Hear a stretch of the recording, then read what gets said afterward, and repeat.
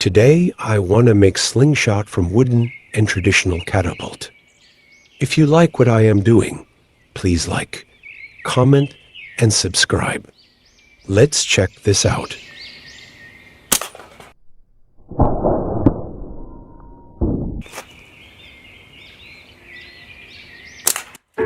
First of all, we make the design of our slingshot. After that, we cut wood into the design that we already made before.